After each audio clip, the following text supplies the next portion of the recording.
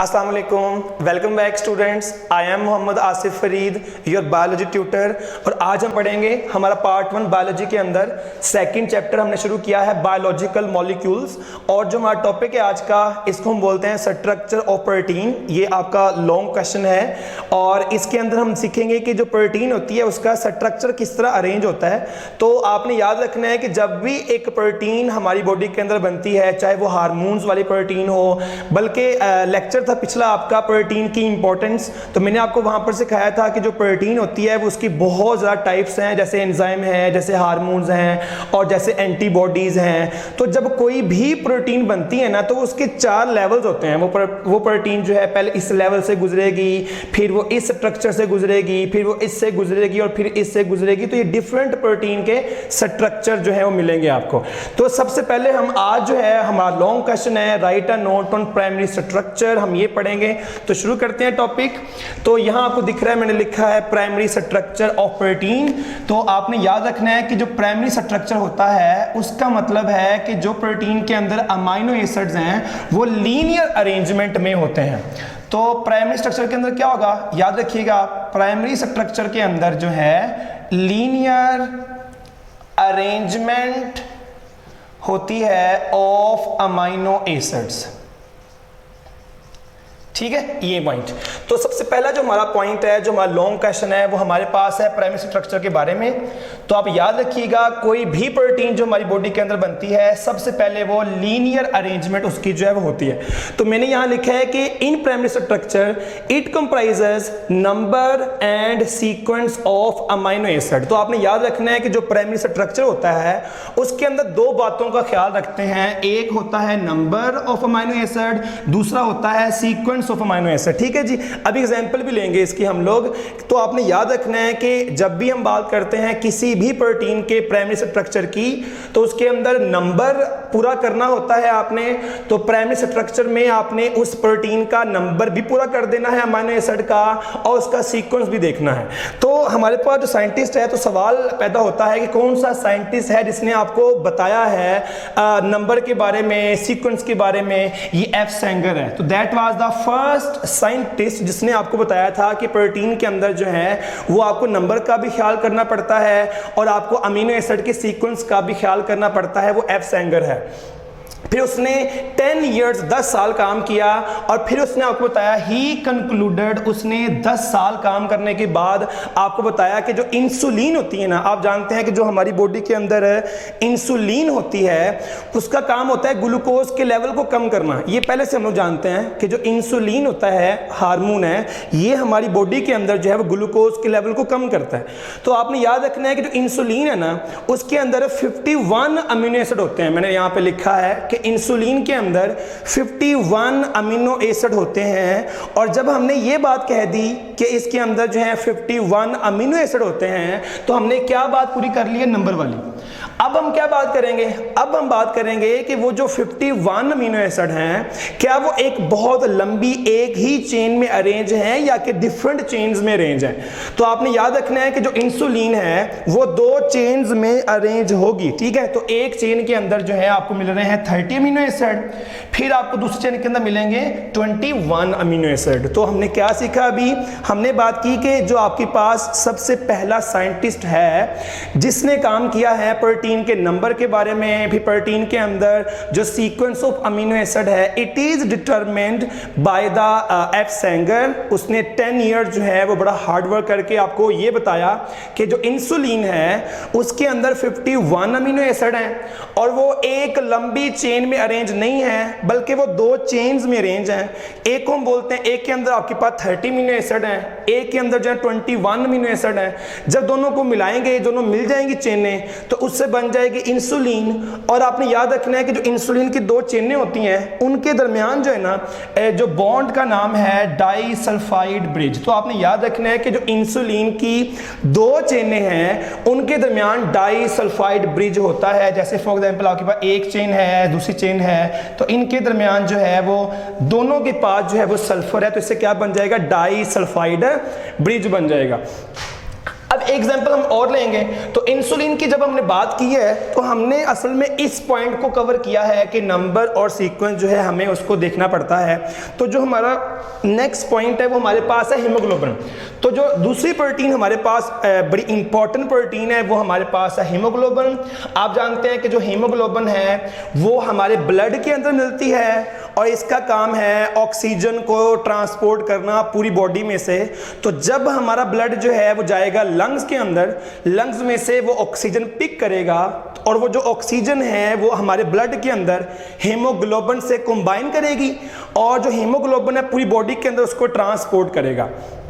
तो अब क्वेश्चन है, जैसे हमने इंसुलिन की बात की कि जो हीमोग्लोबिन है उसके अंदर टोटल कितने अमीनो एसिड हैं, 574 अमीनो एसिड। तो आपको याद रखना है कि जो हीमोग्लोबिन है उसके अंदर 574 अमीनो एसिड हैं।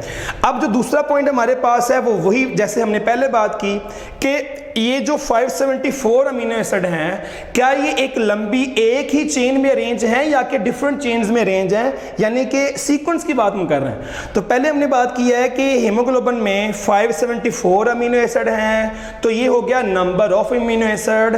फिर हमने कहा कि ये 4 चेन्स में हैं, तो ये हम बात कर रहे हैं सीक्वेंस ऑफ अमीनो एसिड की।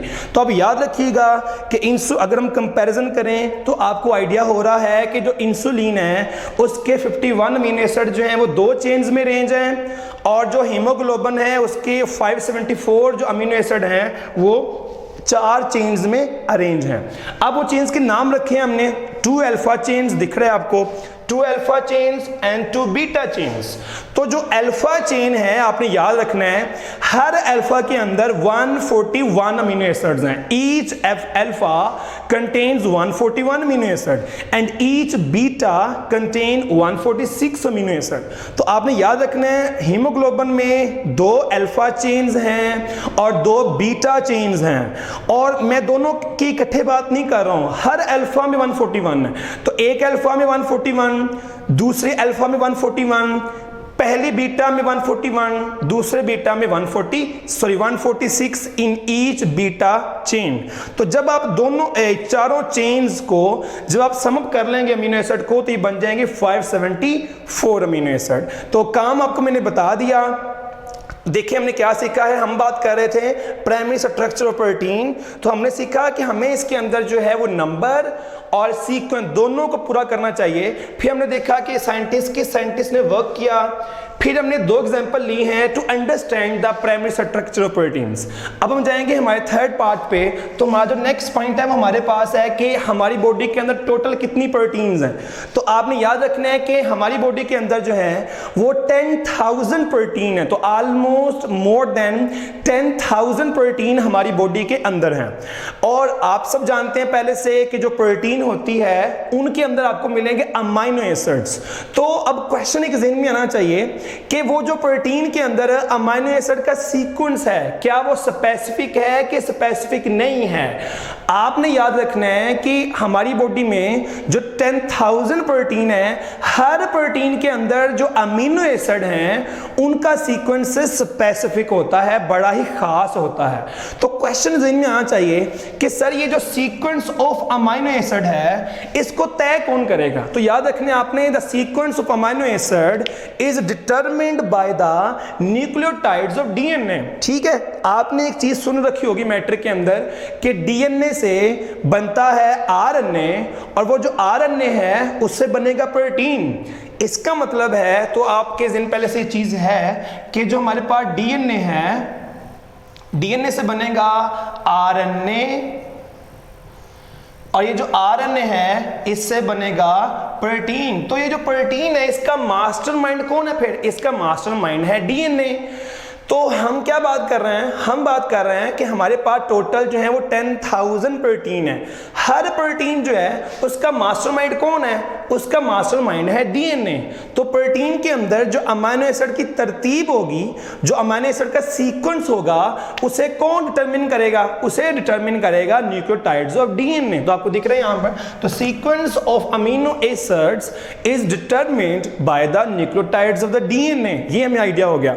अब आपने याद रखना है कि अगर इस सीक्वेंस में से, ये पॉइंट आपको अच्छे से याद रखना चाहिए कि ये जो सीक्वेंस है ये बड़ा ही इंपॉर्टेंट होता है प्रोटीन के काम करने के लिए। अगर इस सीक्वेंस को आपने डिस्टर्ब किया, अगर इसके अंदर एक भी जो अमीनो एसिड है अगर वो गलत लग गया तो इससे क्या होगा, इससे जो है प्रोटीन काम नहीं कर पाएगी, उसका फंक्शन जो है वो डिस्टर्ब होगा। इस चीज को अंडरस्टैंड करने के लिए हम एग्जांपल लेंगे सिकल सेल हीमोग्लोबिन। तो ये आपका यहां पर जो है वो शॉर्ट क्वेश्चन है कि what is sickle cell haemoglobin. तो आपने याद रखना है, मैंने आपको अभी बताया कि 574 अमीनो एसिड होते हैं टोटल। आपने याद रखना है कि अगर 574 अमीनो एसिड में से एक भी अमीनो एसिड जो है अगर ठीक जगह पे नहीं लगेगा, अपनी नॉर्मल प्लेस पे नहीं लगेगा, तो प्रोटीन जो है वर्क नहीं कर पाएगी। तो मैंने यहां लिखा है ओनली वन अमीनो एसिड। इस ये बीमारी है आपके पास सिकल सेल हीमोग्लोबिन, इसमें क्या होगा, ओनली वन अमीनो एसिड, सिर्फ एक अमीनो एसिड है जिसने क्या किया है, does not occupy it's normal space. ठीक है, इज नॉट, ये आपने याद रखना है कि आपके पास जो अमीनो एसिड हैं उसमें में क्या हो गया, 574 में से सिर्फ और सिर्फ एक अमीनो एसिड है जिसने अपनी नॉर्मल स्पेस को ऑक्यूपाई नहीं किया, चेंज आ गया है या उस अमीनो एसिड की जगह पे कोई और लग गया है अमीनो एसिड।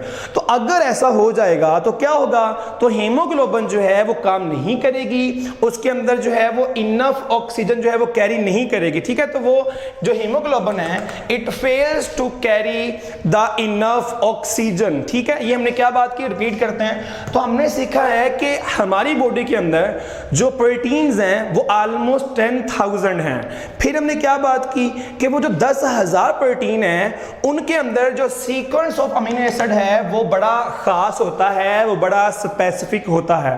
फिर हमने सीखा, हमारे क्वेश्चन हमारे ज़हन में आ गया कि अगर सीक्वेंस ऑफ अमीनो एसिड जो है वो स्पेसिफिक है तो उसे डिटरमिन कौन कर रहा है, उसका मास्टरमाइंड कौन है। तो हमने यहां पर सीखा कि जो सीक्वेंस ऑफ अमीनो एसिड है it is determined by the nucleotides of DNA. जैसे आपको दिख रहा है टॉप के ऊपर कि डीएनए से बनेगा आरएनए, इससे बनेगी प्रोटीन। तो जो आपके पास डीएनए के न्यूक्लियोटाइड्स हैं वही किसको बना रहे हैं, प्रोटीन के सीक्वेंस को। फिर हमने सीखा कि अगर ये जो अमीनो एसिड का सीक्वेंस है अगर ये डिस्टर्ब हो गया तो इससे क्या होगा, हमने सीखा कि इससे हो जाएगी डिजीज जिसको हम बोलते हैं सिकल सेल हीमोग्लोबिन। और इस डिजीज में क्या होगा, इस डिजीज के अंदर बहुत ज्यादा अमीनो एसिड जो हैं वो डिस्टर्बेंस क्रिएट नहीं कर रहे, बल्कि सिर्फ एक अमीनो एसिड है। तो 574 में से सिर्फ वन अमीनो एसिड है जो अपनी नॉर्मल स्पेस पे नहीं आया, नॉर्मल प्लेस पे नहीं आया। और अगर ऐसा हो जाएगा, वैसे आपको बता दूं बीटा चेन में प्रॉब्लम आता है। तो अगर एक जो आपके पास अमीनो एसिड है जो कि बीटा चेन के अंदर है अगर वो सही नहीं लगेगा तो वो एक अमीनो एसिड जो है उसका खराब लगना ये काफी होगा प्रोटीन के नॉन फंक्शनल होने के लिए या प्रोटीन के फंक्शन को डिस्टर्ब करने के लिए। हम नॉन फंक्शन नहीं कहेंगे। तो जब एक भी अमीनो एसिड जो है वो गलत जगह पे लग जाएगा या अपनी प्लेस नॉर्मल ऑक्यूपाई नहीं कर पाएगा तो क्या होगा, वो प्रोटीन जो है उसकी फंक्शनिंग क्या हो जाएगी, डिस्टर्ब हो जाएगी। तो इसको हम बोलते हैं सिकल सेल हीमोग्लोबिन। तो आगे लिखा है मैंने कि हीमोग्लोबिन जो है it fails to carry enough oxygen. तो आपने याद रखना है उसको फटीग होगी, अनीमिया होगा। तो आज का हमारा टॉपिक क्या था, हमने क्या लर्न किया आज, हमारा टॉपिक था पार्ट 1 बायोलॉजी में सेकंड चैप्टर है बायोलॉजिकल मॉलिक्यूल्स और इसके अंदर हम शुरू कर रहे थे स्ट्रक्चर ऑफ प्रोटीन्स। तो सबसे पहले हमने सीखा है आज प्राइमरी स्ट्रक्चर। हमने इसके अंदर लर्न किया है कि इट कंप्राइजेस, जो आपके पास प्राइमरी स्ट्रक्चर है इसके अंदर आपको ध्यान देना है कि नंबर ऑफ अमीनो एसिड को पूरा करो, उसका ख्याल रखना है और आपने सीक्वेंस ऑफ अमीनो एसिड का भी ख्याल रखना है। फिर हमने सीखा कि किस साइंटिस्ट ने इस पे वर्क किया है। तो एफ सेंगर ने 10 इयर्स का वर्क किया है और उसने कंक्लूड किया कि जो इंसुलिन है it consist of 51 amino acid arrange in 2 chains. The one chain is with the 30 amino acid and the next chain is with 21 amino acid and the bond between these 2 chains is disulphide bridge. And the next example was about the haemoglobin. We discussed there are 574 amino acids in the hemoglobin arranged in 4 chains. 2 alpha, 2 beta chains. Each alpha chain contain 141 amino acid, with each beta chain having 146 amino acid. And the last point was about the proteins. How many proteins we have? 10,000 proteins. उनके अंदर जो amino acid का sequence है is determined by the nucleotides of DNA. और अगर एक भी amino acid जो है वो normal place पे नहीं लगेगा तो प्रोटीन जो है उसको disturbance जो है वो उसके function में होती है. That was all about my lecture. Wish you all the best. Allah Hafiz.